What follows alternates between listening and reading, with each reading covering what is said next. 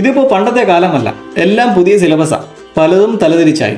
എങ്ങനെയെന്നല്ലേ, വിവരവും വെള്ളിയാഴ്ചയും ഇല്ലാത്തവരെ പിടിച്ച് ഇന്റർവ്യൂ ചെയ്ത് റോൾ മോഡലുകളാക്കുന്നു. ഒരിടത്ത് മലയാളം സിനിമകൾ തമിഴ്നാട്ടിൽ ഹിറ്റുകളാകുമ്പോൾ മറുഭാഗത്ത് വിജയ് ഒരു സയൻസ് ഫിക്ഷൻ പടം ചെയ്യുന്നു. കോമഡി ചെയ്തുകൊണ്ടിരിക്കുന്നവരൊക്കെ മാസ് ഹീറോയി മാറുമ്പോൾ മറ്റൊരിടത്ത് സൂപ്പർ സ്റ്റാറുകൾ ഒരു ഹിറ്റ് കിട്ടാൻ പാടുപെടുന്നു. ജിയോ എയർടെൽ കമ്പനികളെ മറികടന്ന് 3G ആയ BSNL മുന്നിലേക്ക് വരുന്നു. മാത്രമല്ല 5G സിം ഇറക്കി ട്രയൽ റണ്ണും ആരംഭിക്കുന്നു. Kamal Haasan Shankar team Indian 2 flop, എന്നാൽ Aranmanai 4 super hit. Back to back updates വന്നുകൊണ്ടിരിക്കുന്ന അജിത് കുമാറിന്റെ പ്രോജക്റ്റുകൾ. ഒരു ബി ലിസ്റ്റ് സൂപ്പർ ഹീറോ ആയ ഡെഡ്പൂളിന്റെ സിനിമ ഇപ്പോൾ സൂപ്പർ ഹിറ്റ്. മരിച്ചു മണ്ണടിഞ്ഞു പോയ എക്സ്മെൻ ജീവനോടെ തിരിച്ചു വരുന്നത് കാണുന്ന ഓഡിയൻസ്. നായകൻ അയൺമാനായി മരിച്ച് അതേ യൂണിവേഴ്സിൽ തന്നെ വില്ലൻ ഡോക്ടർ ഡോമായി തിരിച്ചു വരുന്ന റോബർട്ട് ഡോണി ജൂനിയർ. ഒരു തമിഴ് സിനിമയുടെ പോസ്റ്റിന് വിദേശികളുടെ ബഞ്ച് ഓഫ് കമന്റുകൾ.